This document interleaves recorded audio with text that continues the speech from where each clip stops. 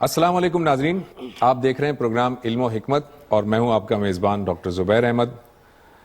ہم یہ دیکھتے ہیں ناظرین کہ دنیا میں انسان جو آیا ہے وہ اس آزمائش کے لیے آیا ہے جو کہ اللہ تعالیٰ کی طرف سے اسے دی گئی ہے، اور اس آزمائش میں جب وہ پورا اترے گا تو اللہ تعالیٰ اسے جنت کا تمغہ عطا کرے گا۔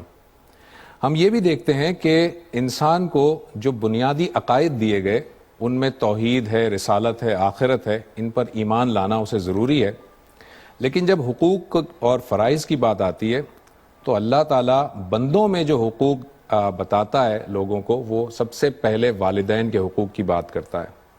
یعنی میرا ایک تو یہ ہے کہ اللہ تعالیٰ کے حقوق ہیں، لیکن جب بندوں کے ساتھ مجھے معاملہ کرنا ہے تو جو سب سے پہلا حق ہے وہ میرے والدین کا ہے۔ آج ہم گفتگو کریں گے کہ والدین کے حقوق و فرائض کیا ہیں، یعنی نہ صرف یہ کہ والدین کے حقوق کیا ہیں بلکہ ان کے فرائض اولاد کی جانب کیا ہیں، وہ بھی بات کریں گے۔ میرے ساتھ تشریف رکھتے ہیں جناب جاوید احمد غامدی صاحب۔ السلام علیکم جاوید صاحب۔ وعلیکم السلام۔ جاوید صاحب، قرآن مجید اللہ تعالیٰ کے بعد جو سب سے پہلے انسانوں میں جو بات کرتا ہے، انسانوں کے مابین جو سلوک کی، رویے کی بات کرتا ہے، والدین کے ساتھ بہتر سلوک کی بات کرتا ہے، اس کی وجہ کیا ہے، اس کی حکمت کیا ہے؟ اس کی بہت بڑی وجہ یہ ہے کہ والدین کے حقوق ادا کرنے کا جب وقت آتا ہے تو اصل میں ہم اپنے حقوق و فرائض میں مشغول ہو چکے ہوتے ہیں۔ دیکھیے نا، ایک بچے کی پیدائش ہوئی، جب بچے کی پیدائش ہوئی تو اس وقت تو والدین کے اوپر منحصر ہوتا ہے۔ والدین اس کو جنم دیتے، پالتے، اس کی تربیت کرتے، اس کی تعلیم کا بندوبست کرتے۔ آپ جانتے ہیں کہ ماں کس طریقے سے پیٹ میں رکھتی ہے، کس مشکل سے جنم دیتی ہے، اس کے بعد پھر راتوں کو جاگ کر کس طرح سے اس کا خیال رکھتی ہے۔ بچے کی کبھی آپ پچھلے 3-4 سال کی بھی، جس میں ماں نے اس کو پالا ہوتا ہے، کبھی تصویر کشی کریں تو یہ حقیقت ہے کہ جتنی مشقت وہ اٹھاتی ہے، جس طریقے سے یہ معاملات کرتی ہے، آپ اندازہ نہیں کر سکتے۔ قرآن مجید نے بھی یہ تصویر ایک جگہ کھینچی ہے اور یہ بتایا کہ کیسے تکلیف پر تکلیف اٹھا کر، مشقت پر مشقت اٹھا کر وہ تمہیں پالتی ہے، کیسے تمہاری پرورش کرتی ہے۔ اب یہ معاملہ وہ تو کر ڈالتے ہیں، فطری ارج سے کر ڈالتے ہیں۔ عام طور پر کم ہی ایسا ہوتا ہے کہ والدین اس میں کوتاہی کریں، وہ کر ڈالتے ہیں۔ جس وقت اب ہمارے ان کے معاملات کو دیکھنے کا وقت آتا ہے، یعنی جب بچہ جوان ہو جاتا ہے، ہم جوان ہو جاتے ہیں، جوان ہوتے ہیں تو ہمارے سامنے ایک پوری زندگی پڑی ہوتی ہے۔ اچھا، اس میں کیا ہوتا ہے؟ ہمیں اپنی معاش کی فکر کرنی ہے، اپنے کیریئر کی طرف جانا ہے، کہیں تعلیم پانے کے لیے باہر جانا ہے، کاروبار کے نئے نئے مواقع تلاش کرنے ہیں، کہیں ملازمت کرنے کے لیے نکلنا ہے۔ تو ایک بڑی امنگ ہوتی ہے آدمی کے اندر آگے بڑھنے کی، جس میں اگر آپ دیکھیں تو ایک خاص طرح کی نرگسیت سی پیدا ہو جاتی ہے، یعنی آدمی اپنے سوا پھر کسی طرف نگاہ اٹھا کے نہیں دیکھتا۔ اچھا، ذرا اور آگے بڑھتے ہیں تو محبت کے جذبات پیدا ہو جاتے ہیں، وہ بھی خدا کے رکھے ہوئے ہیں۔ وہ محبت کے جذبات کبھی اپنا ظاہر میں ظہور کر دیتے ہیں، کبھی باطن میں موجود ہوتے ہیں، تو ہماری ساری توجہات کا مرکز اب کوئی رفیق حیات بن جاتا ہے۔ ٹھیک ہے، یعنی اس کی مختلف صورتیں ہو سکتی ہیں۔ اگر کسی کے ساتھ کوئی تعلق نہیں بھی ذہنی لحاظ سے پیدا ہوا، یا خاندان میں ایسا کوئی معاملہ نہیں ہے، یا اور کوئی چیز نہیں ہے، تو آپ اپنے باطن کے اندر ہی وہ چیزیں محسوس کرنے لگ جاتے ہیں۔ ٹھیک ہے، انسان کی فطرت ہی ایسے بنائی گئی ہے، تو آپ کی توجہات کا سارا مرکز ادھر ہوتا ہے، اور آپ جانتے ہیں کہ اس میں آدمی کم و بیش اندھا بہرا ہی ہوتا ہے۔ یعنی جوانی کا زمانہ ہے، شباب کا دور ہے، سوائے محبوب کے کوئی اور نظر ہی نہیں آ رہا ہوتا، اس میں نہ ادھر دیکھتا ہے نہ ادھر دیکھتا ہے۔ والدین بھی اگر روکنے کی کوشش کریں تو ان کے خلاف بھی ایک رد عمل سا پیدا ہوتا ہے، اولاد ہو جاتی، اس کے بعد شادی ہو گئی، اولاد ہو گئی۔ اب اولاد ہے تو وہ جو کچھ والدین کے جذبات تھے وہ سب جذبات ادھر بھی آ جاتے ہیں۔ آپ کی ساری توجہات کا مرکز اب آپ کا بچہ ہوتا ہے، آپ کی بچی ہوتی ہے، پرورش کر رہے ہیں، تعلیم دلا رہے ہیں، یہ سب کر رہے ہیں۔ اس میں یہ اندیشہ پیدا ہوتا ہے کہ وہ ہستیاں کہ جنہوں نے آپ کو جنم دیا تھا، جنہوں نے آپ کی پرورش کی تھی، جنہوں نے آپ کو پالا تھا، جنہوں نے اپنی شفقتوں کے سائے میں آپ کی تربیت کی تھی، اب وہ محروم ہو جائیں گے اس سے۔ اچھا، اور خاص طور پر جس وقت وہ زیادہ بوڑھے ہو گئے ہوں، جب زیادہ بوڑھے ہو گئے ہوں پھر اور بھی زیادہ اندیشہ ہو جاتا ہے۔ یعنی جب تک آپ کے کچھ مفادات ان سے وابستہ ہوتے ہیں، کچھ ان سے لینا بھی ہوتا ہے، کچھ ابھی بھی زندگی کے معاملات وہ انجام دے رہے ہوتے ہیں، اس وقت ذرا کم اندیشہ ہوتا ہے۔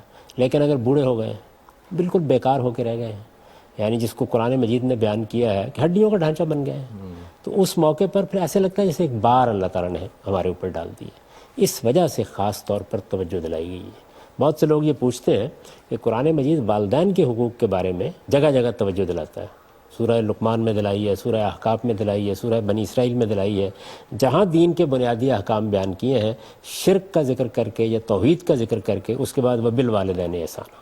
اچھا، پھر بڑی ترغیب بھی دی ہے.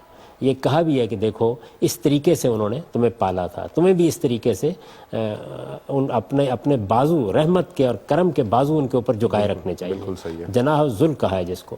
تو یہ جو ساری چیزیں اللہ تعالیٰ نے بیان کی ہیں، تو بعض لوگ یہ سوال کرتے ہیں کہ یہ اولاد کے بارے میں نہیں کہا. اس لیے نہیں کہا کہ ان کا ایک فطری ارتھ موجود ہوتا ہے، اس میں کچھ کہنے کی ضرورت ہی نہیں ہے. یعنی والدین ہی کے بارے میں توجہ دلانے کی ضرورت ہوتی ہے. والدین کو توجہ دلانے کی ضرورت کہیں شاذ پڑتی ہے. وہ پھر یہ توقع کی جاتی ہے کہ کوئی شریف النفس آدمی بتا دے گا، گھر والے بتا دیں گے، گرد و پیش کے لوگ بتا دیں گے، ورنہ ایسا ہوتا نہیں کہ والدین کو یہ تو توجہ دلائی گئی ہے نا کہ اپنی اولاد کو قتل نہ کرو اس کے ڈر سے، مفلسی کے ڈر سے. جی ہاں، وہ تو ایک بڑا معاملہ تھا. وہ تو بڑا معاملہ، وہ ظاہر ایک بہت بڑا معاملہ تھا، اس وجہ سے اس کو موضوع بنا لیا گیا. لیکن عام طور پر یہ کہنے کی ضرورت نہیں پیش آئی کہ والدین اولاد کے حقوق ادا کریں، یا اولاد کے حقوق یہ اور یہ ہیں، ان کو یہ ادا کرنے چاہیے. والدین کے بارے میں جگہ جگہ یہ ذکر کیا گیا. اور میں نے عرض کیا کہ اس کی وجہ یہی ہے، آپ دیکھیں عام تجربہ بھی یہی ہے.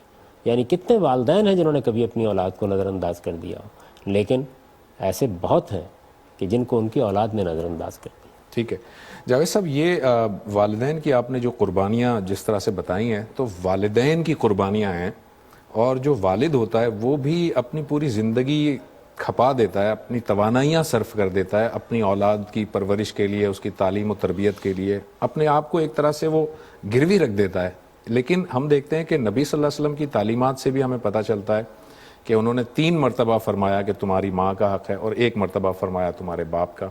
قرآن مجید میں بھی اشارتاً یہ موجود ہے کہ دیکھو تمہاری ماں نے جو ہے وہ اتنا ذوف اٹھایا، اتنا جو وہ تمہیں پالا پوسا. تو ایسا لگ رہا ہے کہ یہ والدین کی قربانیوں میں جو دین ہمیں بتا رہا ہے، قرآن اور سنت سے جو پتہ چل رہا ہے، اس میں شفٹ زیادہ والدہ کی طرف ہے، والدہ زیادہ اس کو ہائی لائٹ کیا گیا ہے، حالانکہ والد بھی پوری توانائی لگا دیتا ہے اپنی اولاد کے لیے. ایسا کیوں ہے؟ ڈیفرینشیٹ کیوں کیا گیا ہے؟ دیکھیے، ابتدا میں تو کوئی فرق نہیں کیا گیا، والدین احسان ہی کہا گیا ہے. یعنی تمہارا رویہ والدین کے ساتھ حسن سلوک کا ہونا چاہیے، آخری درجے کے حسن سلوک کا ہونا چاہیے. جگہ جگہ دونوں ہی کا ذکر کیا گیا. لیکن آگے جب یہ بتانا پیش نظر تھا کہ والدہ کے ساتھ، تو وہاں پھر صنف ضعیف ہے، اس کو زیادہ ضرورت ہے. اچھا ٹھیک ہے. باپ پھر اپنی جگہ پر کھڑا ہے، اس کے پاس اس زمانے کے لحاظ سے اگر آپ دیکھیں تو بہت سے اسباب بھی ہیں. آج بھی دنیا کے اندر بہت بڑی اکثریت انہی لوگوں کی ہے جہاں عورتیں تو ہاؤس وائف کی حیثیت ہی رکھتی ہیں. یعنی باپ آخر دم تک کچھ وسائل بھی رکھتا ہوتا ہے، ذرائع بھی رکھتا ہوتا ہے. تو یہاں پر بھی توجہ دلانے میں اس پہلو نے نمایاں پہلو چیز اختیار کر لی ہے. پھر یہ ہے کہ اس میں کوئی شبہ بھی نہیں کہ ہماری جو ناتوانی کا زمانہ ہے، اس میں جو مشقت ماں اٹھاتی ہے باپ نہیں اٹھاتا. صحیح. یعنی باپ شفقت کا سایہ فراہم کرتا ہے، وہ بچوں کے ساتھ محبت کرتا ہے، ان کے لیے کما کے لاتا ہے. کمانا نسبتاً آسان کام ہے. ہم اپنے لیے کماتے ہیں، ہم اپنی بیوی کے لیے بھی کماتے ہیں، گھر والوں کے لیے بھی کماتے ہیں، اور بعض اوقات آپ پیسے فراہم کر کے فارغ ہو جاتے ہیں. لیکن بچے کے ساتھ جو ماں کرتی ہے، آپ پیدائشی کے معاملے کو دیکھ لیجئے نا. یعنی چند لمحوں کی مقاربت کے بعد باپ تو فارغ ہو گیا، لیکن وہ 9 مہینے تک کم و بیش اسے اٹھائے پھرتی ہے. مجھے وہ بات یاد آتی ہے، کسی صاحب نے سنائی کہ جب افغانستان میں علماء کی حکومت قائم ہو گئی تو اس میں ایک مقدمہ اس نوعیت کا سامنے آ گیا جس میں بیٹے نے اپنی والدہ کو گھر سے نکال دیا. کوئی اس طرح کا معاملہ ہوا اور اس کے نتیجے میں اس نے کچھ بدتمیزی بھی کی، ناشائستگی کا رویہ بھی اختیار کیا، گھر سے بھی نکال دیا. جب مقدمہ پیش ہوا تو جج صاحب نے اس کو یہ سزا دی. جب مقدمہ سنا، معلوم ہو گیا کہ واقعی اس کا جرم ہے، تو انہوں نے کہا کہ اس کے پیٹ کے اوپر ایک پانی کا گھڑا باندھ دیا جائے اور اسے کہا جائے کہ یہ 9 مہینے تک اس کو باندھے رہے گا. اگر یہ محض لطیفہ بھی ہے تو تب بھی بہرحال ایک بڑی حقیقت کو واضح کرتا ہے. صحیح. یعنی یہ بتانا اس سے مقصود ہے کہ ماں کے لیے یہ کتنی غیر معمولی مشقت ہوتی ہے. آپ جانتے ہیں اس بات کو کہ جس وقت کوئی بچے کو جنم دیتی ہے تو اس وقت موت و حیات کی کشمکش سے گزرتی ہے. صحیح بات. یعنی وہ کوئی آسان معاملہ نہیں ہوتا، وہ اس سے گزرتی ہے اور پورے شوق سے گزرتی ہے. بڑی رغبت سے گزرتی ہے. اچھا، اس کو جب بچہ دیا جاتا ہے تو وہ اپنی ساری تکلیفیں بول کر اس کو اپنے سینے سے چمٹا لیتی ہے. پھر رات کو، دن کو، بیماری میں، تکلیف میں، یعنی آپ اسی سے اندازہ کریں کہ وہ سوتی نہیں ہے حقیقی معنوں میں کئی برس تک، اس لیے کہ اس کو یہ اندیشہ ہوتا ہے کہ کہیں بچے پر میرا بازو نہ آ جائے، کہیں ایسا نہ ہو کہ سوتے میں کوئی تکلیف اس کو پہنچ جائے. اچھا، یہ اٹھے گا کب؟ وہ معمولی سی آواز نکالتا ہے. انسان کو آپ دیکھیے کہ کتنا ناتواں پیدا کیا گیا ہے. میں جب دیکھتا ہوں کہ جانوروں کے بچے اللہ تعالیٰ نے ایسے پیدا نہیں کیے. ان کو بھی ضرورت ہوتی ہے کہ ماں کا دودھ پئیں، وہ کچھ وقت کے لیے ماں کی حفاظت بھی چاہیے ہوتی ہے، لیکن وہ چند لمحوں میں اپنے پاؤں پر کھڑے ہو جاتے ہیں. انسان کا بچہ وہ تو اپنی ضرورت بتا نہیں سکتا. اس کو اٹھانا بھی ہے آپ نے، اس کو پکڑنا بھی ہے آپ نے، کھلانا بھی ہے آپ نے، اس کے دھوپ چھاؤں کا بھی خیال آپ نے رکھنا ہے. تو یہ ماں ہی رکھتی ہے. اور پھر اس کے بعد صرف یہی نہیں ہے کہ 3 سال 4 سال کا بچہ ہو گیا، حقیقت میں تو ماں اپنی ساری شخصیت صرف کر دیتی. اب اس کی تعلیم، اس کی تربیت، جیسے جیسے زمانے میں تبدیلیاں آ رہی ہیں، اگر واقعی ماں ذمہ دار ہو تو اس کی ذمہ داریاں بڑھتی جا رہی ہیں. ٹھیک ہے. یعنی قدیم تمدن میں تو یہ تھا کہ چلیے بچہ کچھ تھوڑا سا چلنے پھرنے قابل ہو گیا تو اب کچھ نہ کچھ کر لے گا. اب یہ ہے کہ اس نے کوئی فن سیکھنا ہے، کوئی علم سیکھنا ہے، کسی اسکول میں جانا ہے، اس کو لے جانا ہے، اس کو لانا ہے، اس کے معاملات دیکھنے ہیں، اس کو یہاں لے جانا ہے، وہاں لے جانا ہے. 1000 قسم کے مسائل پیدا ہو جاتے ہیں جن سے گزرنے کے بعد وہ بچہ کچھ افلاطون و ارسطو بنتا ہے. اور اس کے بعد پھر وہ معلوم نہیں کیا کیا کہنا شروع کر دیتا ہے. اس بچے کو توجہ دلائی ہے کہ تمہاری ماں نے یہ کچھ کیا تھا. جاوید صاحب، یہ جو فرمایا گیا افم ولا تنہرہما وقل لہما قولا کریما، اف تک نہ کہو اور اچھے انداز میں گفتگو کرو، والدین کی نافرمانی کیا شرک کی حد تک ہی محدود ہے کہ اگر وہ شرک کی کوئی بات کہیں تو بس تب ان کی بات نہ مانو، اس کے علاوہ وہ ساری چیزیں وہ ہے ان کی نافرمانی کاؤنٹ ہوگی، ہر چیز ماننی ہے ان کی؟ نہیں، دیکھیے قرآن مجید نے جو تعبیر اختیار کی ہے وہ یہ صحیح تعبیر ہے. وہ تعبیر اطاعت کی نہیں ہے، بالوالدین احسانہ ہے. ٹھیک. یعنی ان کے ساتھ حسن سلوک. حسن سلوک کا ایک پہلو یہ ہے کہ ان کی بات کو رد نہ کیا جائے. یعنی یہ جس کو ہم اطاعت کہتے ہیں، جب یہ لفظ ہم بولتے ہیں تو اس سے بالکل ایک حاکم محکوم کا سا تصور پیدا ہوتا ہے. ہاں ایگزیکٹلی. قرآن مجید نے یہ بات نہیں کی، یہ تعبیر نہیں اختیار کی. اس نے جو تعبیر اختیار کی ہے وہ یہ ہے کہ وہ بالوالدین احسانہ، یعنی تمہارا رویہ. اور آپ جانتے ہیں کہ یہاں احساناً یہ مصدر ہے، تاکید کے لیے آیا ہے. یعنی احسنوا بالوالدین احسانہ ہے، والدین کے ساتھ حسن سلوک کرو جیسا کہ حسن سلوک کرنے کا حق ہے. ٹھیک ہے. اگر آپ ٹھیک ترجمہ اس کا کریں تو یہ ہوگا. تو والدین کے ساتھ حسن سلوک کی تعلیم دی گئی ہے ہم کو. حسن سلوک کے 1000 پہلو ہیں. یعنی ان کے ساتھ سوء ادب کا طریقہ اختیار نہیں کرنا، ان کے سامنے اپنی آواز اونچی نہیں کرنی، ان کو اف تف نہیں کہنا، ان کو جھڑکنا نہیں ہے، ان کی بات سننی ہے، ان کی بیماری تکلیف میں ان کی خدمت کرنی ہے. یہ ساری چیزیں اس میں شامل ہوں گی. ٹھیک ہے. تو یہ بات سننی ہے، بات ماننی ہے. آپ جب کسی کی عزت کرتے ہیں، کسی کو احترام دیتے ہیں، آپ کے دل میں اس کے لیے رسپیکٹ ہوتی ہے، تو آپ اس کی بات کو مانتے ہیں. آپ بات ماننی ہے، یہ ظاہر ہے کہ عمومی بات ہوگی. وہاں قرآن مجید میں مسئلہ یہ زیر بحث آ گیا کہ والدین اس وقت توحید اور شرک کی کشمکش میں مقابل کھڑے ہو گئے آگے. ٹھیک. تو قرآن مجید نے یہ بتایا کہ اللہ تعالیٰ کے معاملے میں والدین بھی یہ حیثیت نہیں رکھتے کہ وہ بچے کو اپنی کسی رائے کا پابند کریں. یعنی اللہ تعالیٰ کی توحید کو ماننا ہے، اللہ کی صفات کو ماننا ہے. یہ ظاہر ہے ایک واقعی صورتحال کی تعبیر ہے جو اختیار کی گئی ہے، اور انبیاء علیہ السلام کے صحائف کا طریقہ یہی ہوتا ہے. میں نے کئی مرتبہ اس کی مثالیں طالب علموں کو بھی دی ہیں کہ اب یہ دیکھیے کہ یوں نہیں طریقہ اختیار کیا کہ اگر تمہیں کوئی مشقت پیش آ جائے، کوئی مجبوری پیش آ جائے تو تم روزہ چھوڑ سکتے ہو. نہیں، اس کی 2 صورتیں لے لیں، 2 صورتیں بیان کر دی گئی. یہی طریقہ عام طور پر انبیاء علیہ السلام اختیار کرتے ہیں. تو یہاں پر ایک واقعی صورتحال پیش آئی، اس میں بیان کر دیا گیا. اصولی بات کیا ہے؟ وہ جو رسالت مآب صلی اللہ علیہ وسلم نے فرمائی ہے کہ لا طاعۃ لمخلوق فی معصیۃ الخالق. جب اللہ کی نافرمانی کا کوئی معاملہ ہو تو پھر کسی مخلوق کی بھی اطاعت نہیں کی جاتی، اس کی بات نہیں مانی جاتی. تو جس طریقے سے اگر اللہ کی نافرمانی کرنی پڑ جائے کسی کی اطاعت کے نتیجے میں، تو نہ والدین کی بات مانی جائے گی، نہ شوہر کی بات مانی جائے گی، نہ بیوی کی بات مانی جائے گی، نہ محبوب کی بات مانی جائے گی، نہ کسی بھائی کی بات مانی جائے گی، نہ دوست کی بات مانی جائے گی، نہ کسی حکمران کی بات مانی جائے گی. ٹھیک ہے. اللہ یہ کہ آدمی کو اضطرار پیش آ جائے کوئی، ورنہ اصول تو یہ ہے کہ لا طاعۃ لمخلوق فی معصیۃ الخالق. تو اس لیے یہ بات صرف شرک تک محدود نہیں ہے، بلکہ ہر وہ معاملہ جس میں اللہ کی کوئی ہدایت سامنے ہے، اللہ کا کوئی حق سامنے ہے، کوئی انصاف کی چیز سامنے ہے. آپ دیکھیں جہاں انصاف کے بارے میں بیان کیا ہے سورہ نساء میں، دو جگہ ہے نا، ایک اجتماعی معاملات کے بارے میں قائم بالقسط ہونے کی تاکید کی ہے سورہ نساء میں انفرادی معاملات میں، اس میں ذکر کر کے یہ کہا کہ خواہ وہ اپنی ذات کے خلاف ہو، والدین کے خلاف ہو، اعزاء و اقربا کے خلاف ہو، اس میں یہ بتا دیا گیا کہ اللہ ہی اس کا حق ہے کہ آپ اس کے ساتھ اپنا معاملہ کریں. تو ہمیں حق کی شہادت دینی ہے. ہمارا ایمان تقاضا کرتا ہے کہ ہم اچھا عمل کریں اور قائم بالقسط رہیں. ٹھیک ہے. یا ایھا الذین آمنوا کونوا قوامین للہ شہداء بالقسط. ظاہر ہے یہ معمولی درجے کی ذمہ داری نہیں ہے. اس میں بعض اوقات والدین بالکل ناانصافی پر کھڑے ہوتے ہیں، اس وقت ان سے شائستہ معذرت کرنی چاہیے. اس طرح کے معاملات میں ان کی بات نہیں مانی جائے گی. ان کی بات جب کہ وہ اللہ کے کسی حکم کے خلاف نہ ہو، کسی حق کے خلاف نہ ہو، اس سے کوئی باطل آپ اختیار نہ کر رہے ہوں، اس میں خالق کی کوئی معصیت لازم نہ آتی ہو، وہاں ان کی بات ماننی چاہیے. یہی عزت کا تقاضا ہے، یہی احترام کا تقاضا ہے. آپ نے یہ فرما دیا وضاحت کے ساتھ کہ معصیت کی باتیں الگ ہیں، لیکن آج کے دور میں ذرا میں پریکٹیکل کچھ کویسچنز لے لیتا ہوں. ایک ٹرم یوز کی جاتی ہے جاوید صاحب جسے ہم کہتے ہیں جنریشن گیپ. والدین زیادہ پڑھے لکھے نہیں ہیں، لیکن انہوں نے اپنی اولاد کو پڑھا دیا، وہ پڑھ لکھ کر ہو گئے، وہ کوالیفائڈ ہو گئے. یا تو وہ پڑھے لکھے نہیں ہیں، یا ایسا ہے کہ وہ روایت پسند لوگ ہیں. اب یہ جو بچہ ہے یہ جوان ہوا، اس نے دنیا دیکھی، یہ کچھ اور طرح کی اس کی عادتیں ہیں. وہ عادتیں معصیت کے زمرے میں نہیں آتی. میں مثال کے طور پر چند ایک بات بتا دیتا ہوں.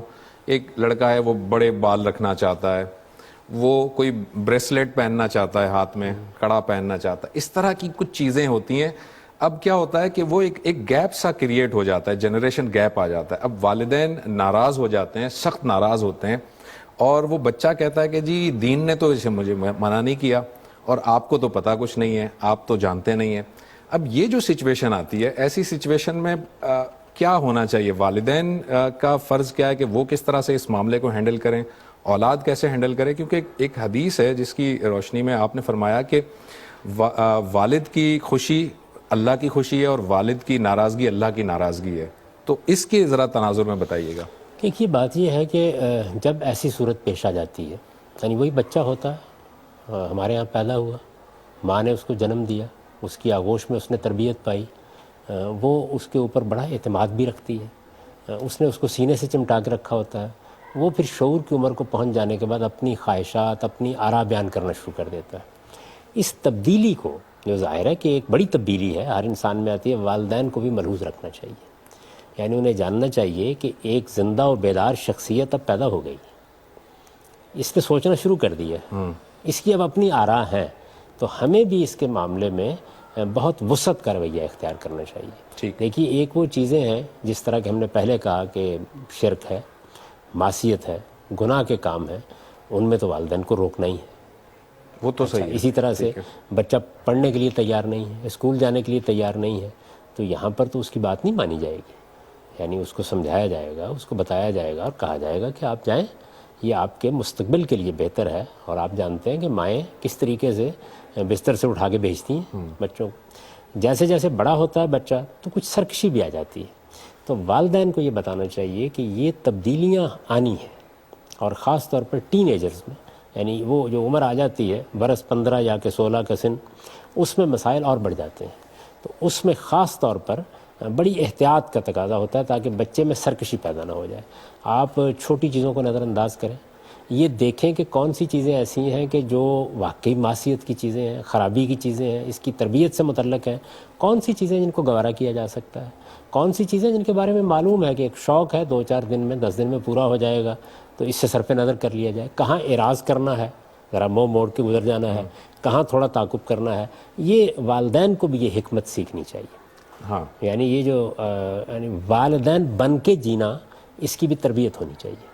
ہمارے ہاں وہی جنریشن گیپ آ جاتا ہے نا بیچ یہ میں. بڑی فطری بات ہے. یہ دیکھیے آج کل ذرا زیادہ آ جاتا ہے، یہ پہلے بھی آتا تھا، ایسے ہی آتا ہے. یعنی جب سے دنیا بنی ہے تھوڑا فرق پیدا ہوتا ہے. میں پہلے قدیم بھی آتا تاریخ تھا، سے لیکن پڑھتا ہوں. آج کے جو والدین ہیں وہ ہمیشہ یہ کہتے ہیں ہم تو ایسے نہیں تھے، ہم تو اپنے والدین، اور جبکہ وہ جب اولاد ہوتے ہیں تو ان کا بھی کچھ نہ کچھ گیپ تو رہا ہی ہوتا ہے، ہر ایک کا یہ لاجیکل یہ بہت ہوتا ہے. ایک صاحب میرے عزیز دوستوں میں سے ہیں، وہ اپنے بچے کے بارے میں بیان کر رہے تھے کہ یہ دیکھیے ایسی سرکشی اختیار کر لی، یہ کر لیا، وہ کر لیا. تو جب وہ بات بیان کر چکے تو میں نے کہا اچھا چائے پیجئے. تھوڑا چائے کا انہوں نے جب ایک دو گھونٹ لی تو میں نے پوچھا کہ یہ آپ اپنے ذرا بچپن کو یاد کیجئے، آپ کا اپنے والد کے ساتھ کیا رویہ تھا؟ تو کہنے لگے کہ سرکشی تو میں بھی ایسے ہی کرتا، میں نے بھی کبھی کوئی بات مان کر نہیں دی. تو انسان کو یہ بھول جاتا ہے کہ اس نے کیا رویہ اختیار کیا تھا. اس وجہ سے والدین کو اس صورتحال کو حکمت سے دیکھنا چاہیے، ٹھیک ہے، اور حکمتی سے معاملات کرنے چاہیے. یعنی آپ تشدد کا رویہ، اچھا پھر اس میں بڑا تعلق اس سے ہوتا ہے کہ آپ کا تمدن کیا ہے، آپ کہاں رہ رہے ہیں، آپ کا زمانہ کیا ہے، اس میں گرد و پیش کا ماحول کیا ہے. مثلا میں نے دیہات کی زندگی دیکھی ہے، وہیں آنکھ کھولی ہے. مجھے یہ معلوم ہے کہ اس دیہاتی ماحول میں جو گرد و پیش میں آپ کے لوگ ہوتے تھے ان کا بڑا گہرا اثر ہوتا تھا. میں نے کئی مرتبہ یہ واقعہ سنایا ہے کہ میری بڑی بہن اپنے گھر سے نکلی گاؤں میں، یہ میں دیہات کی بات بتا رہا ہوں، گھر سے نکلی اور ایک دوسری برادری کے بزرگ جا رہے تھے اور اس کے سر کے اوپر بچی تھی، ابھی کوئی آپ سمجھیں 10-12 سال کی بچی ہوگی، اس کے سر پہ دوپٹہ نہیں تھا. تو انہوں نے تھپڑ مار دیا اس کو. اب یہ دیکھیے نا، ایک معاشرے کے اندر جس میں اس طرح دو الگ الگ برادریاں ہیں، یعنی ایسا بھی نہیں ہے کہ وہ کوئی چچا تھے یا ماموں تھے، دوسری برادری کے بزرگ تھے، مسجد سے آ رہے تھے، گلی میں سے گزر رہے تھے. میری والدہ دروازے میں کھڑی تھی، انہوں نے کہا کہ ایک تھپڑ اور اس کو ماریے. اب یہ دیکھیے ایک معاشرت وہ تھی، آج ذرا یہ کام آپ کر کے دیکھیں. تو گرد و پیش کا ماحول کیا ہے، سوسائٹی کہاں پہ کھڑی ہے. کیا آپ اگر تھوڑی سختی کریں گے تو معاشرہ بھی آپ کا ساتھ دے گا؟ شاید نہیں دے گا. آج کے زمانے میں ہم ہو بھی بہت اکیلے گئے ہیں. آپ دیکھیں جدید شہروں میں ہر آدمی اپنی ایک دنیا میں رہ رہا ہے. یعنی وہ جو دیہاتی معاشرت تھی یا قبائلی معاشرت تھی یا برادری کی ایک معاشرت تھی، اس میں بہت سے بزرگ ہوتے تھے جو مل کر یہ سارے کام کرتے تھے. تو اس وجہ سے اس میں اور بھی زیادہ احتیاط کی ضرورت ہے، اور یہ کرنی چاہیے کہ آپ حکمت سے معاملات کریں. اس تقسیم کر لیں کون سی چیزیں ہیں جو برداشت نہیں کرنی، کون سی چیزیں ہیں جن کے معاملے میں نصیحت کا طریقہ اختیار کرنا ہے لیکن زیادہ زور نہیں دینا، کون سی چیزیں ہیں کہ جن کے بارے میں بس نصیحت کر دینی ہے ہلکے پھلکے انداز میں، کون سی چیزیں ہیں کہ جن کو صرف نظر کر لینا ہے، وقت دے دینا ہے. یہ ذرا اندازہ کر لینا چاہیے. اور اس میں جو والدین کے اندر بھی ایک انا پیدا ہو جاتی ہے، میری بات کیوں نہیں مانی، اور اس میں خاص طور پر یہ میں نے تمہیں پالا، میں نے یہ کیا، میں نے وہ کیا، اس طرح کے احسانات جتانے کا رویہ یہ بجائے خود والدین کے شائع نشان بھی نہیں ہوتا. تو انہیں بھی اپنی تربیت کرنی چاہیے. ایک پہلو یہ ہے. دوسرا یہ ہے کہ بچوں کو بہرحال اسکول میں بھی یہ بتانا چاہیے، گرد و پیش کے ماحول کو بھی یہ بتانا چاہیے کہ والدین کون ہیں، ان کی کیا حیثیت ہے، کہ وہ بھی ان کی خوشی کا خیال رکھیں. جیسے آپ نے بتایا کہ رسالت میں آپ صلی اللہ علیہ وسلم نے بھی یہی کہا، جب ہم اپنے بزرگوں کو خوش کرتے ہیں تو اللہ خوش ہوتا ہے، جب ان کو ناراض کرتے ہیں تو اللہ بھی ناراض ہوتا ہے.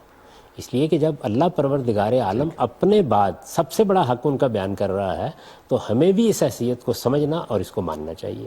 اچھا اس میں بچے یہ دیکھیں کہ وہ کیا چیزیں ہیں کہ جو ان کے خیال میں بہت ناگزیر ہیں. اگر والدین ان پہ کوئی اعتراض کر رہے ہیں تو چلیے آپ نے ان کی بات نہیں مانی تو یہ بھی ایک محل ہو سکتا ہے، اس میں والدین کو سمجھایا جا سکتا ہے. لیکن جیسے آپ نے مثالیں دی، ذرا حجامت وقت پہ کرا لیا کرو، ذرا کچھ بہتر انسانوں کی طرح رہا کرو، تو آپ بھی ان کی خوشنودی کا خیال کر کے یہ بات مان لیں. یعنی اس میں منطق جھاڑنا، بحث کرنے کے لیے تیار ہو جانا، حقوق کا فلسفہ بیان کرنا، یہ ساری چیزیں جو ہیں ان میں بچوں کی بھی تربیت کرنی چاہیے، وہ بھی اس کا خیال رکھیں. اور اگر فرض کر لیجئے بچے کسی موقع پہ ایسا نہیں کرتے تو والدین بھی جس طرح میں نے عرض کیا ہے کہ یہ دیکھ لیں کہ کیا معاملہ فی الواقع ایسا ہے کہ جس میں سختی برتنے کی ضرورت ہے. ہر معاملہ ایسا نہیں ہوتا کہ اس میں سختی برتی جائے. یہ توازن ہم اجتہادی طور پر قائم کرتے رہتے ہیں، کبھی سختی بھی کرتے ہیں، کبھی نرمی بھی کرتے ہیں. یہ سختی اور نرمی جو ہے ان دونوں کے باہم آمیزشی سے اچھی تربیت ہوتی ہے. ٹھیک ہے جاوید صاحب، یہ ایک روایت ہے کہ ایک صحابی آئے، انہوں نے جہاد میں جانے کی اجازت مانگی، اور آپ نے فرمایا کہ تمہارے والدین اکیلے ہیں، بوڑھے ہیں، ایسا ہے تو پہلے جا کر ان کی خدمت کرو، جہاد پہ آنے سے منع فرما دیا آپ نے.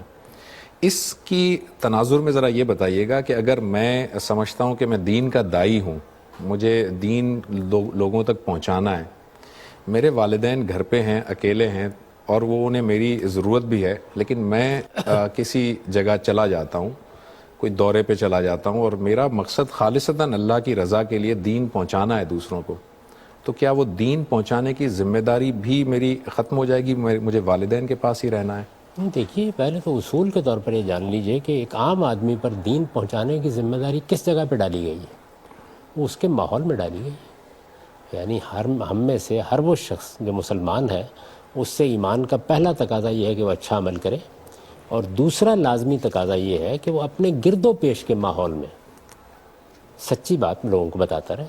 آپ جہاں کاروبار کرتے ہیں، جہاں لوگوں کے پاس بیٹھتے ہیں، جس گلی میں رہتے ہیں، جن دوستوں سے ملتے ہیں، جن اعزاء و اقربا سے آپ کا تعلق ہے، جب آپ کو موقع ملے حکمت کے ساتھ امر بالمعروف اور نہی عن المنکر، یعنی جو بھلائی کی باتیں ہیں وہ لوگوں کو بتائیے، اور جو برائی کی کوئی چیز ہے اس سے شائستگی اور تہذیب کے ساتھ روکتے رہیے۔ اگر والدین بوڑھے ہیں، ان کو ضرورت ہے، تو آپ کی پہلی ذمہ داری یہ ہے ان کی خدمت کرنا۔ اسی طریقے سے اگر کسی آدمی کی شادی ہوئی ہے، ظاہر ہے کہ بیوی اس کی ذمہ داری ہے، بچے ہو گئے تو بچے اس کی ذمہ داری ہے، گھر میں والدین ہیں تو والدین ذمہ داری ہے۔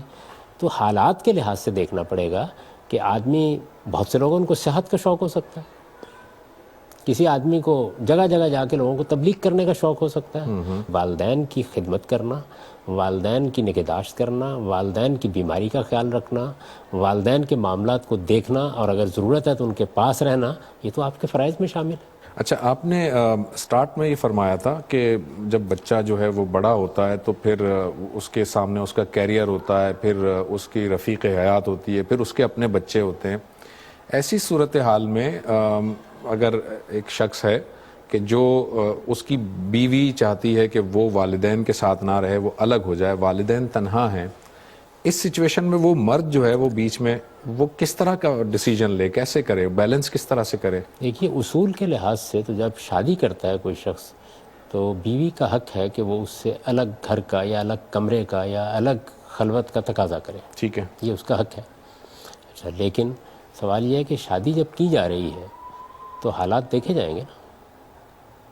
بالکل جس صحیح ہے۔ وقت آپ شادی کا فیصلہ کرتے ہیں تو میرے نزدیک یہ کوئی اندھوں اور بہروں کی طرح کرنے کا کام نہیں ہے، ایک دوسرے کے حالات جانیے۔ اب میں اس کو الٹ کے ایک مثال دے دیتا ہوں۔ ایک بچی ہے، آپ اسے شادی کرنا چاہتے ہیں، تنہا وہی ہے کہ جو اپنی ماں کی دیکھ بھال کر رہی ہے، باپ بھی دنیا سے رخصت ہو چکا ہے، ہاں، یہ بھی ہو سکتا تو ہے۔ آپ کو یہ جاننا چاہیے نا کہ اب یہ بھی آپ کی ذمہ داری ہوگی، ٹھیک، اس کو وہ اکیلا تو نہیں چھوڑ دے گی۔ بالکل ٹھیک ہے۔ اسی طرح جب شادی ہو رہی ہے تو لڑکی کو بھی دیکھنا چاہیے کہ صورتحال کیا ہے، یعنی کیا ایسی شکل ہے کہ میں الگ گھر لے سکتی ہوں۔ دیکھیے، اس کے پہلو معاشی بھی ہو سکتے ہیں، معاشرتی بھی ہو سکتے ہیں۔ ایک آدمی اس پوزیشن ہی میں نہیں ہے تو آپ شادی سے پہلے سوچ لیجیے، یہ حق ہے آپ کا، لیکن تمام حقوق جب بھی حاصل کرنے ہوں گے تو حالات کے اندر حاصل کرنے ہوں گے نا۔ آپ جانتے ہیں کہ کسی آدمی کا قرض آپ نے ادا کرنا ہے، عدالت میں مقدمہ چلا جاتا ہے تو عدالت دیکھے گی کہ آپ قرض جان بوجھ کے ادا نہیں کر رہے ہیں آپ کے پاس روپے۔ اچھا، آپ کے پاس کوئی جائیداد ہے جو بیچی جا سکتی ہے، اگر یہ سب نہ ہو تو پھر کیا کرے گی؟ ٹھیک، تو یہی معاملہ یہاں بھی کرنا چاہیے، شادی سے پہلے ان حقائق کو واضح کر دینا چاہیے، یہ بتا دینا چاہیے مثلاً کہ والدین کی تنہا میں ہی دیکھ بھال کرنے والا ہوں۔ ایسا نہیں ہے کہ میری والدہ یا میرا والد جو بوڑھے ہو چکے ہیں وہ کسی اور جگہ بھی جا سکتے ہیں۔ فرض کر لیجئے کہ 2 یا 3 یا 4 بھائی ہیں، تقسیم بھی ہو جائے گا ان کا جانا، سب کی ذمہ داری بھی ہو جائے گی۔ اچھا، یہ بھی ہو سکتا ہے کہ حالات کے لحاظ سے صرف آپ ہی ہوں کہ جو ان کی دیکھ بھال کر سکتے ہوں، تو یہ بات پہلے واضح کر دینی چاہیے تاکہ بعد میں کوئی جھگڑا پیدا نہ ہو۔ اصولاً اگر آپ پوچھیں گے تو یہ بیوی کا حق ہے، اور اس کا یہ حق ہے کہ وہ یہ دیکھ کر کہ اچھا اس آدمی کو تو والدین کے پاس رہنا ہوگا، میرے لیے یہ ممکن نہیں ہے، وہ معذرت کر دے، کہے میں شادی نہیں کرنا چاہتی۔ نہیں، ایسا بھی تو ہو سکتا ہے کہ شادی کے وقت جب حالات دیکھے گئے وہ حالات کچھ اور تھے، بعد میں حالات تبدیل ہو گئے، ایسا ہو سکتا ہے جج؟ بالکل ہو سکتا ہے۔ تو اگر حالات تبدیل ہو گئے تو ان کو بھی علم و عقل کی بنیاد پر دیکھنا پڑے گا نا۔ اگر واقعی ذمہ داری پڑ گئی ہے تو کیا میاں سے یہ کہا جائے گا کہ وہ والدین کو اٹھا گری میں ڈال دے؟ یہ نہیں ہو سکتا، یعنی ان کے کچھ حقوق ہیں، تو ان تمام چیزوں کو سامنے رکھ کر ہی آپ کو گھر بسانا ہوتا ہے، ان سے بالا تر ہو کر کچھ نہیں کیا جا سکتا۔ تو یا تو پہلے ہر چیز کو واضح کر لیجئے، بعد میں بھی اگر کوئی صورتحال پیش آ جائے تو علم و عقل ہی کی روشنی میں فیصلہ ہوگا۔ کچھ ایسے معاملات ہوتے ہیں کہ اس میں واقعتاً ایسا ہوتا ہے کہ والدین چونکہ زیادہ پڑھے لکھے اگر نہیں ہوتے یا اس شعبے کے ماہر نہیں ہوتے جس شعبے کا ماہر وہ ان کا بچہ ہوتا ہے، تو والدین کوئی ایسا مشورہ دیتے ہیں اور انسسٹ کرتے ہیں کہ تم یہ کام کرو، اور بچہ جانتا ہے کہ یہ کام نہیں ہو پائے گا یا یہ جو مشورہ ہے یہ ٹھیک نہیں ہے، غلط ہے، اور وہ بچہ جو ہے اب وہ انکار کرنا چاہ رہا ہے، تو وہ کس طرح سے کیسے کرے گا؟ وہ اسے پتا ہے کہ میرے والدین بوڑھے ہو گئے ہیں اور بوڑھے ہونے کی وجہ سے چڑچڑے بھی ہیں، اور ذرا سا میں منع کروں گا تو ایک دم سے جو ہے وہ غصے میں آ جائیں گے، بہت زیادہ پرابلم ہو جائے گی. اب وہ کیا کرے ایسی صورت ہے؟ آپ نے کس شعبہ زندگی کا اختیار کرنا ہے، آپ نے کس خاتون کے ساتھ شادی کرنی ہے، لڑکی ہے تو اس نے کس کے ساتھ شادی کرنی ہے، اس نے زندگی میں اپنے لیے کیا مشاغل اختیار کرنے ہیں، یہ وہ چیزیں ہیں کہ جس کا حق آپ ہی کو حاصل ہے. اس میں والدین کو صرف مشورہ دینا چاہیے. یہ معاملات وہ نہیں ہیں جن کے اندر وہ تحکم سے کام لیں، پڑھے ہوئے ہوں نہ پڑھے ہوئے ہوں، کم پڑھے ہوں زیادہ پڑھے ہوں، ان کو یہ بتانا چاہیے کہ یہ وہ معاملات ہیں جن میں آپ کو مداخلت نہیں کرنی چاہیے. ٹھیک. آپ مشورہ دیجئے، اپنے تجربات بتائیے، ضرور بتائیے، لیکن بس اس سے آگے آپ کی ذمہ داری نہیں ہے. اسی وجہ سے میں نے آپ سے عرض کیا تھا کہ قرآن کا جو طریقہ ہے وہی صحیح طریقہ ہے. اس نے بات اطاعت سے نہیں شروع کی، اس نے وہ بالوالدین احسانہ سے بات شروع کی. یعنی اگر وہ آپ سے یہ تقاضا کریں کہ ان کا علاج معالجہ کرایا جائے، ان کے لیے معاشی ضرورتوں کو فراہم کیا جائے اپنے حالات کے لحاظ سے، ان کے لیے کوئی مناسب کمرہ ہو، وہ اگر فرض کر لیجئے کہ ایسی صورتحال میں ہے کہ یہاں آپ ان کو ساتھ ہی لے کر جائیں تو یہی مناسب ہوگا، تو یہ سارے معاملات ٹھیک ہیں. اچھا، زندگی کے وہ معاملات جو جزواً پیش آتے ہیں ان میں بھی وہ کوئی بات کہتے ہیں تو آدمی کو ان کی بات ماننی چاہیے، لیکن یہ تینوں فیصلے اصل میں پوری انسانی شخصیت پر اثر انداز ہوتے ہیں. اس میں ان کو سمجھانا چاہیے، بات کرنی چاہیے، ورنہ پھر شائستہ طریقے سے معذرت کر دینی چاہیے. جس چیز سے ہمیں روکا گیا ہے وہ یہ ہے کہ جب اس طرح کا اختلاف بھی پیدا ہو جائے تو ہم جھڑکیں گے نہیں، بد تہذیبی کا طریقہ اختیار نہیں کریں گے، بلکہ محبت کے ساتھ، شفقت کے ساتھ عذر معذرت کا طریقہ اختیار کر کے یہ کہیں گے کہ اس معاملے میں ہمارے لیے آپ کی بات ماننا ممکن نہیں. ٹھیک ہے. آپ نے ابھی فرمایا کہ کیریئر کے معاملے میں یا آپ کس سے شادی کریں گے اس معاملے میں آپ نے فرمایا کہ وہ رائے یا وہ جو فیصلہ ہے وہ آپ کا اپنا ہی فیصلہ ہوگا. یہ روایت جو ملتی ہے جاوید صاحب شادی کے حوالے سے کہ اس میں ولی کی اجازت ضروری ہے، اور بعض ہمارے اسکالرز جو ہے وہ اس کو انتہا درجے کا لازم حصہ قرار دیتے ہیں، اور وہ یہاں تک آگے آتے ہیں کہ اگر ولی کی اجازت کے بغیر کوئی نکاح ہو رہا ہے تو وہ نکاح ہی نہیں ہے سرے سے. تو پھر اس روایت کو کیسے دیکھیں گے ہم؟ دیکھیے، میں نے تو اپنی کتاب میزان میں اس روایت کے بارے میں یہ عرض کر دیا ہے کہ عام حالات میں شادی ایک خاندان کو بنانے کا عمل ہے. اس لیے اس کے لیے جو آداب مقرر کیے گئے ہیں وہ یہی ہیں کہ والدین شادی کرتے ہیں، اعزہ شریک ہوتے ہیں، اقربا شریک ہوتے ہیں، بڑے لوگ یہ معاملہ کرتے ہیں، ان کی اجازت کیا بلکہ ان کی رائے اس میں شامل ہونی چاہیے. اور اگر ایسا نہیں ہوا کسی جگہ تو وجہ معلوم کرنے کا بھی معاشرے کو حق حاصل ہے. ایسا کیوں نہیں کیا آپ نے، کیا سبب ہے اس کا؟ اچھا، لیکن آخری فیصلہ کس کے پاس ہے؟ ٹھیک ہے. وہ فیصلہ ولی کے پاس نہیں ہے، وہ فیصلہ جس کی شادی ہونی ہے، وہ عورت ہے یا مرد ہے، اس کے پاس ہے. آخری حق اسی کا ہے. یہ جتنی چیزیں ہیں ان کا تعلق ان آداب سے ہے، اچھی معاشرت سے، اچھی تہذیب سے ہے، اور یہی ہونا بھی چاہیے. اس کی کوئی قانونی حیثیت نہیں ہے. جب آپ کوئی بھی بات کرتے ہیں، مثال کے طور پر ایک لڑکا یا ایک لڑکی میرے پاس آتی ہے اور وہ آ کے یہ بیان کرتے ہیں کہ جی ہم والدین کی اجازت کے بغیر شادی کرنا چاہتے ہیں، میرا فرض ہے کہ میں پوچھوں. اگر میں عدالت میں ہوں تب بھی پوچھوں، معاشرے میں میری کوئی حیثیت ہے تب بھی پوچھوں کہ کیا وجہ ہے اس کی، کیا سبب ہے، یعنی والدین کو کیوں چھوڑ کے آپ شادی کر رہے ہیں. تو ظاہر ہے کہ اس میں پھر ان کی رائے معلوم کی جائے گی، سبب معلوم کیا جائے گا. ہو سکتا ہے کہ معاشرے میں جو اچھے لوگ ہیں وہ مل ملا کے اگر کوئی اختلاف ہے تو اسے دور کرانے کی کوشش کریں، اور اگر یہ معلوم ہوتا ہے کہ والدین اس معاملے میں بے جا ضد یا ہٹ درمی سے کام لے رہے ہیں تو پھر بہرحال ان کی اس خواہش کو قبول کیا جائے گا، کیونکہ یہ فیصلہ اصل میں اس لڑکے اور لڑکی کو کرنا ہے. اس طرح کے معاملات میں جو روایتوں میں بات بیان ہوتی ہے ان کو ایسی اطلاقی شکل کبھی نہیں دینی چاہیے جو خدا نے قرآن مجید میں نہیں دی. ٹھیک ہے. ان میں در حقیقت ایک چیز ایک خاص پس منظر میں کہی جا رہی ہے. تو جب کہا گیا کہ لا نکاح الا بولی، تو اس کا مطلب یہ ہے کہ یہ کوئی طریقہ نہیں ہے کہ آپ اس طریقے سے نکاح کریں، یہ کوئی موضوع بات نہیں ہے. ٹھیک ٹھیک. تو ظاہر ہے موضوعیت یہ بھی بسا اوقات زیر بحث ہوتی ہے. کسی چیز کا اچھا پہلو یہ زیر بحث ہوتا ہے، اس کو اسی جگہ رکھنا چاہیے. نکاح ایک مرد و عورت کے درمیان اعلان ہے کہ ہم میاں بیوی ہوں گے، تو یہ حق آپ ہی کا ہے. آپ کو یہ حق استعمال کرنا ہے، لیکن سلیقے کے ساتھ، تہذیب کے ساتھ. یعنی ہماری جو معاشرت ہے یا ہماری تہذیبی اقدار ہیں ان کا لحاظ کرتے ہوئے یہ کام کرنا چاہیے. اچھا، ایک بات جاوید صاحب ذرا یہ بتائیے گا، یہ اولاد کے حوالے، یعنی جو بچے ہیں، فرض کر لیں کہ 2 بیٹے ہیں 2 بیٹیاں ہیں، ایک بچہ یہ محسوس کرتا ہے، اور کبھی کبھار ایسا ہوتا بھی ہے، یہ بھی دیکھا گیا ہے کہ والدین جو ہے وہ ایک بچے کے ساتھ ان کا رویہ نامناسب ہوتا ہے، دوسروں کے ساتھ کچھ اور طریقے کا ہوتا ہے، ایک کے ساتھ کچھ اور طریقے کا ہوتا ہے، اس پر وہ بار بھی زیادہ ڈال دیتے ہیں، اس سے وہ اس طرح کی مشقت بھی اس سے زیادہ چاہیں گے، اس سے جو ہے وہ اتنا زیادہ اپریشیٹ بھی اسے نہیں کرتے، اور وہ بچپن ہی سے اسے محسوس ہوتا ہے کہ میں اگنور کیا جا رہا ہوں. ایسی صورتحال میں اب وہ بچہ کیا کرے؟ وہ بچہ اپنے والدین کے ساتھ کس طرح کا معاملہ کرے، یا اسے کیا کرنا چاہیے؟ اور پھر والدین کے بھی فرائض کیا ہیں کہ وہ بچوں کو اس طرح سے، اور اسپیشلی بیٹے اور بیٹیوں کے معاملے میں ایسا بہت زیادہ ہوتا ہے. دیکھیے، والدین کو تو ہر حال میں اپنے بچوں کے ساتھ انصاف کا، محبت کا، یکساں شفقت کا رویہ رکھنا چاہیے. یعنی اگر والدین ایسا نہیں کر رہے تو اس کا مطلب ہے خود والدین کی تربیت میں کوئی خامی رہ گئی. یعنی ہمارے ہاں یہ کرنا چاہیے کہ جس طرح ہم تعلیم دیتے ہیں، علوم و فنون سکھاتے ہیں، اسی طرح ہم بچوں کو یہ بھی بتائیں کہ جب وہ والدین بنیں گے تو ان کا رویہ کیا ہونا چاہیے، انہیں اپنے بچوں کے ساتھ کیا معاملہ کرنا چاہیے. اگر اس سے مختلف کوئی چیز ہو رہی ہے تو والدین کی اصلاح کرنی چاہیے.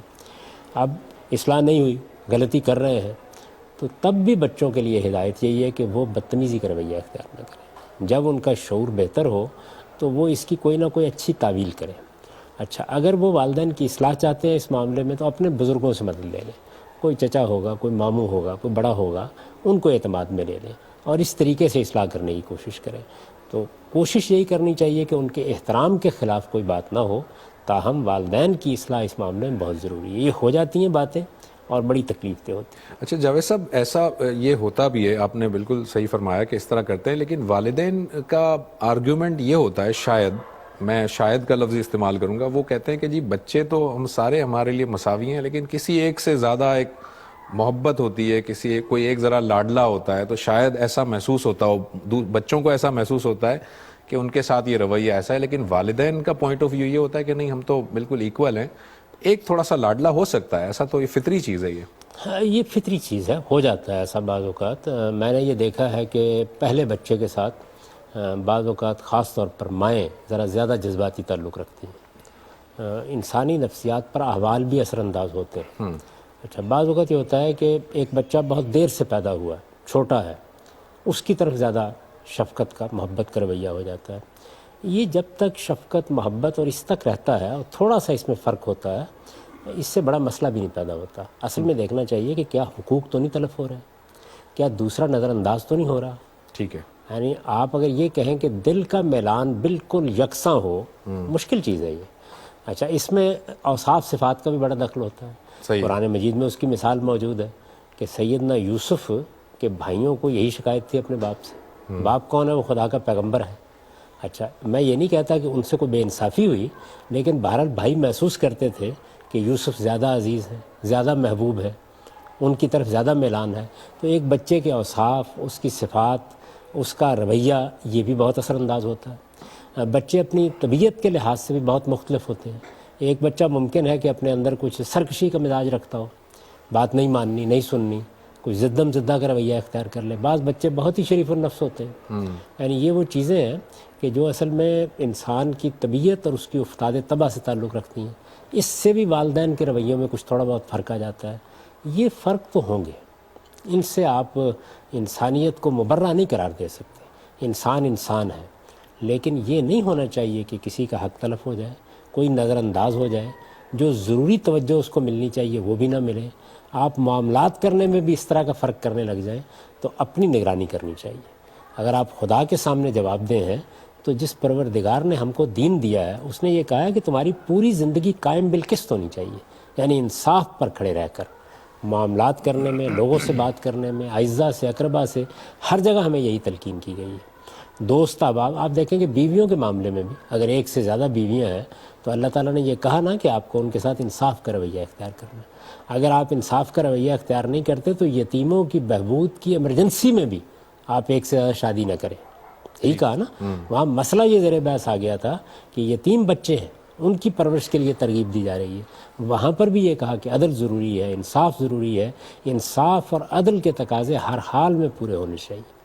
تو یہ ہمیں اپنی بھی نگرانی کرتے رہنا چاہیے. کہیں ہمارا میلان تب, ہماری افتاد, ہمارا مزاج, ایک بچے سے کچھ ضروری مناسبت, اس کے اوصاف و صفات, یہ دوسروں کی حق تلفی کا باعث نہ بن جائے. کیونکہ اس کا رد عمل دیکھیے نا کیا ہوتا ہے. پھر قصہ یوسف سے معلوم ہوتا ہے کہ نوبت یہاں تک پہنچ گئی کہ انہوں نے جا کے یوسف کو گویا ماری ڈالا اپنی طرف سے, کنویں میں پھینک کے آ گئے. باپ کے ساتھ جھوٹ بولا. اس میں والدین کو بھی اپنی تربیت کرنی چاہیے اور بچوں کو بھی یہ دیکھنا چاہیے کہ یہ کچھ فطری چیزیں ہیں اور فطری چیزوں کو فطری طریقے ہی سے رہنا چاہیے. اچھا, اب ایک حقوق کے بارے میں بات ہو رہی ہے تو ایک اور امپورٹنٹ یہ کہ ایک بچہ ہے, اس کے والدین میں سپریشن ہوئی ہوئی ہے, وہ الگ الگ اپنی زندگیوں میں مصروف ہیں, ماں الگ ہے, باپ الگ ہے. اب وہ بچہ ویسے دیکھا جائے تو نفسیاتی طور پر تقسیم ہو گیا ہے, لیکن اب اس کا معاملہ پھر کیسا, اس کو کیسے ہینڈل کرنا چاہیے؟ اسے ایک طرف باپ کا بھی خیال رکھنا ہے, اس کو بھی جا کر ملاقات کرنی ہے, اسے بھی وزٹ کرنا ہے, اس کی چیزوں کا بھی خیال رکھنا ہے, ماں کا بھی خیال رکھنا ہے. اب ایسی صورتحال میں بچے کو کیا کرنا ہے؟ یہ بڑی المناک صورتحال ہے جو بعض اوقات پیدا ہو جاتی ہے. دیکھیے اسی وجہ سے میں تو ہمیشہ لوگوں سے کہتا ہوں کہ ان کو بچوں کی پیدائش سے پہلے یہ اندازہ کر لینا چاہیے کہ نباہ ہوگا یا نہیں ہوگا. یہ فیصلہ اس سے پہلے کر لیں. لیکن اگر بچے کی پیدائش ہو گئی ہے تو پھر اپنی طبیعت کا بھی جائزہ لیں, اپنی امنگوں اور اپنی خواہشوں کا بھی جائزہ لیں. اب وہ ایک ذمہ دار فرد کی حیثیت سے دیکھیں کہ ان کے کسی اقدام کے نتیجے میں ایک معصوم پر کیا اثرات ہوں گے. یعنی اس میں پھر پوری کوشش کرنی چاہیے کہ گھر نہ ٹوٹے, والدین میں علیحدگی نہ ہو. آپ نے بچے کی پیدائش سے پہلے فیصلہ اگر کرنا ہے تو کر لیں, لیکن اگر بچے کی پیدائش ہو گئی ہے تو پھر اپنے آپ کو میاں اور بیوی سے زیادہ ماں اور باپ سمجھیں. اور ماں اور باپ اپنی فطرت کے لحاظ سے ایثار کے مقام پر کھڑے ہوتے ہیں. پھر کوشش کیجئے کہ اگر کوئی ناموافقت بھی ہے, ناپسندیدگی بھی ہے, تو اس پر بھی قابو پا کے آپ گھر کو قائم رکھنے کی کوشش کریں. کم سے کم اس وقت تک قائم رکھنے کی کوشش کریں جب تک کہ بچہ اپنے پاؤں پر کھڑا نہ ہو جائے, یا اس پوزیشن میں نہ آ جائے کہ وہ اپنے برے بھلے کو سمجھ سکے, یا صورتحال میں کسی نفسیاتی الجھن کا شکار نہ ہو. تو یہ والدین کو بھی سوچنا چاہیے. تاہم آپ جانتے ہیں کہ بعض اوقات حالات ایسے ہو جاتے ہیں کہ علیحدگی ہو جاتی ہے. علیحدگی عارضی بھی ہوتی ہے, ایسا بھی ہوتا ہے بعض اوقات برسوں کے لیے, اور یہ بھی ہوتا ہے کہ مستقل علیحدگی ہو گئی, طلاق ہو گئی, یہ ہو گیا, وہ ہو گیا. ایسا معاملہ اگر ہے تو کچھ تو عمومی ہدایات ہیں جو قانونی بھی ہیں, وہ ہمارے ہاں بھی بیان ہوئی ہیں, رسالت مآب صلی اللہ علیہ وسلم کے ہاں بھی ہے کہ بچہ پہلے مرحلے میں تو ماں ہی کو دیا جائے. اچھا, ماں کی ترجیح ہے. جس وقت بچہ خود فیصلہ کرنے کی پوزیشن میں آ جائے, بچہ فیصلہ کرے کہ اس نے کس کے پاس رہنا ہے. ٹھیک ہے, تو پہلے مرحلے میں ماں کے پاس رہنا ہے. اب اگر ماں نے علیحدگی اختیار کر ہی لی ہے تو اس نے دنیا میں جینا ہے, اور ایک ماں اور باپ دونوں کے تعارف کے ساتھ جینا ہے. ماں کو پھر اپنے اوپر قابو پا کے یہ کوشش کرنی چاہیے کہ وہ باپ کے خلاف نفرت پیدا نہ کرے, بلکہ عزت اور احترام ہی اس کے دل میں رکھے, ملاقات کے مواقع فراہم کرے, یہ موقع دے کہ وہ باپ کے پاس وقت گزارے. ایسے حالات نہ پیدا کرے کہ جس کے نتیجے میں بچے کی نفسیات پر برے اثرات ہوں. یہ اظہار پھر اس کو کرنا چاہیے کیونکہ بچہ اس کے پاس ہے. جب بچہ اس عمر کو پہنچ گیا کہ اب وہ فیصلہ کرے گا تو پھر وہ جس کے پاس ہے اس کو بالکل یہی کرنا چاہیے. باپ کے پاس کیا ہے تو باپ کو ایسے ہی کرنا چاہیے کہ وہ ماں سے ملوائے, جذبات کا خیال رکھے, ضرورتوں کا خیال رکھے, دوسری اس طرح کی چیزوں کو ملحوظ رکھے. تو یہ در حقیقت ذمہ دار انسانوں کا کام ہے کہ پھر وہ, میرے لیے تو یہ تصور کرنا بڑا مشکل ہو جاتا ہے بعض اوقات کہ عدالت میں ایک کمرے میں باپ سے بچوں کو ملایا جا رہا ہوتا ہے یا ماں سے ملایا جا رہا ہوتا ہے. اسی طریقے سے کسی ایک جگہ کے اوپر ایک دن کے لیے 10 گھنٹے کے لیے باپ لے جا رہا ہے یا نہیں لے جا رہا. یہ بڑی تکلیف دہ صورتحال ہے. جب یہ تکلیف دہ صورتحال پیدا ہو جائے, یعنی اول تو کوشش کرنی چاہیے کہ یہ پیدا نہ ہو, لیکن اگر یہ پیدا ہو جائے تو پھر ماں بھی یہ خیال کرے اور باپ بھی یہ خیال کرے کہ ہمیں اب پہلے سے زیادہ ایثار کرنا ہے, ممکن حد تک بچے کی نفسیات پر برے اثرات ہونے سے اس کو بچانا ہے. جاوید صاحب ایک بات اور بتا دیجیے گا, یہ آخری کویشچن ہے. آپ نے شروع میں بتایا تھا کہ معصیت کے کاموں سے تو ہمیشہ بچنا ہی ہے, لیکن ہم دیکھتے ہیں کہ ایک باپ ہے یا ایک ماں ہے, وہ اپنی برسوں کی تھاٹ پروسیس یا برسوں کی اسٹڈی یا برسوں کے ایک پورے عمل سے گزر کر ایک مقام تک پہنچا ہے, ایک اس نے چیز اختیار کی ہے. مگر وہ چاہتا ہے, باپ چاہتا ہے یا ماں چاہتی ہے کہ اس کا بچہ وہ جو چیز اس نے برسوں میں حاصل کی ہے, اختیار کی ہے, وہ 2 منٹ میں اسے سمجھ میں آ جائے. اب ظاہر ہے کہ وہ بھلے وہ معصیت کی ہی چیز ہے, اسے روکنا ہے. اسے اگر روکنا ہے تو بچے کو بھی اس تھاٹ پروسیس سے گزرنا پڑے گا. ہو سکتا ہے کہ وہ بھی فوراً تیار نہ ہو, پھر کیا کریں؟ یہی میں نے اس سے پہلے بھی آپ کی خدمت میں عرض کیا کہ والدین کی تربیت کرنی چاہیے. انہیں بتانا چاہیے کہ ایک وقت ان پر بھی ایسا آیا تھا جب وہ جوان ہوئے تھے, جب ان کے خیالات پیدا ہونا شروع ہوئے تھے, جب ان کے ہاں نئی نئی امنگیں, نئی نئی آرزوؤں نے جنم لیا تھا, تو اس وقت ان کے رویے کیا تھے. تو والدین کو یہ بتانا چاہیے کہ انسان چشم زدن میں چیزیں قبول نہیں کرتا. اگر سارے لوگ نیا تجربہ کرنے سے باز آ جاتے تو دنیا بہت اچھی ہوتی, لیکن انسان نیا تجربہ کرتا ہے, اس سے بھی بہت کچھ سیکھتا ہے. تو آپ اپنی بات شائستگی سے کہیے, سمجھانے کی کوشش کیجیے. آپ جو کچھ بھی مال ہے وہ سامنے رکھ دیجئے, پروز کون سمجھا دیجئے. اس کے بعد اگر بچہ اصرار کرتا ہے تو کر لینے دیجئے تجربہ اسے. نہیں, یہ جو کیونکہ کہا وہ جاتا ہے کہ وہ اس تجربے سے نماز نہ گزرے. پڑھے تو اسے مارو, تو ظاہر ہے کہ وہ یہ جو بات آ رہی ہے, نماز نہیں پڑھ رہا تو آپ بچے کو ماریں گے یا سزا دیں گے. نہیں دیکھیے, ایک عمر وہ ہوتی ہے کہ جس میں آپ بچے پر تھوڑی سختی کرتے ہیں, وہ بھی بڑے سلیقے سے کرنی چاہیے, حکمت کے ساتھ کرنی چاہیے, حالات دیکھ کے کرنی چاہیے. آپ کس ماحول میں ہیں, کس تمدن میں ہیں, گرد و پیش میں کیا ہے, یہ ساری چیزیں ملحوظ رکھنی چاہیے. تو یہ تو دیکھیے, اگر بچہ گالی دے گا تو کان کھینچے جائیں گے نا اس کے. گلی میں جا کے کوئی بےہودہ کام کرے گا تب بھی ہوگا. تو ایسے ہی نیکی اور خیر کی چیزیں بھی سکھائی جاتی ہیں بچوں کو. اگر وہ نماز کے معاملے میں کوتاہی کر رہے ہیں تو اس میں بھی ان کو بتایا جاتا ہے, اس میں سمجھایا بھی جاتا ہے, کبھی سختی بھی کرنی پڑ جاتی ہے. یہ ساری چیزیں کوئی مطلق چیزیں نہیں ہوتی. یعنی لوگ کرتے کیا ہیں, وہ ایک روایت میں ایک چیز پڑھ لیں گے, یہ دیکھیں گے نہیں کہ یہ بہت سی شرائط و حدود سے ہوتا ہے. اللہ تعالیٰ نے جب بیویوں کی اصلاح کرنے کے معاملے میں کہا تو یہ کہا کہ پہلے ہی مرحلے پر یہ کام کر ڈالیں. نہیں, آپ سمجھائیں بجائیں ان کو. تو ایسے ہی بچے کے معاملے میں کرنا چاہیے. کسی موقع کے اوپر آپ کو کسی غلطی سے روکنے کے لیے, کسی اچھائی کی طرف لے جانے کے لیے, آخر ماں اگر بچہ انکار کر دے کہ میں ایسے اسکول نہیں جاؤں گا تو بھیجتی ہے نا. اور ایسا بھی ہوتا ہے کہ بعض اوقات ذرا تھوڑی زبردستی کر کے بھی بھیجتی ہے, باپ بھی بھیجتا ہے. تو یہ اسی جگہ یہ چیزیں رکھنی چاہیے, ان کو مطلق نہیں کر لینا چاہیے.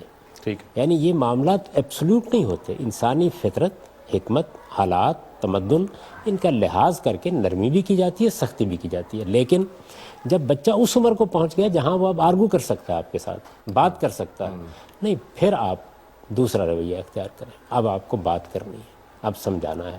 اب اگر آپ سختی کا رویہ اختیار کریں گے تو آپ سرکشی پیدا کر دیں گے. اور خاص طور پر موجودہ زمانے میں, یعنی یہ جس دور میں ہم جی رہے ہیں, یہ اب قبائلی تمدن نہیں ہے, یہ جاگیردارانہ تمدن بھی نہیں ہے. انڈسٹریل ریولوشن کے بعد انسان الگ الگ ہو چکا ہے. برادریوں کی قوت, والدین کی قوت, یہ اتنی نہیں رہی. لوگ اتنے منحصر بھی نہیں رہے. ان سب چیزوں کا لحاظ کر کے اب سختی کا رویہ نہیں اختیار کرنا چاہیے. Thank you very much Javed صاحب, بہت بہت شکریہ آپ کا. ناظرین, ہم نے آج گفتگو کی والدین کے حقوق و فرائض کے حوالے سے. آپ کے ذہنوں میں اگر کوئی سوالات ہوں تو یہ ای میل ایڈریس جو آپ اسکرال پر دیکھ رہے ہیں, ih@dunyatv.tv, یہاں پر آپ ہمیں اپنے سوالات بھیج سکتے ہیں. اگلے کسی پروگرام میں جب ہم متفرق سوالات کی نشست رکھتے ہیں جاوید صاحب کے ساتھ, آپ کے سوالات کو ان میں ٹیک اپ کر لیں گے. اگلے پروگرام تک کے لیے زبیر احمد کو اجازت دیجیے. اللہ حافظ.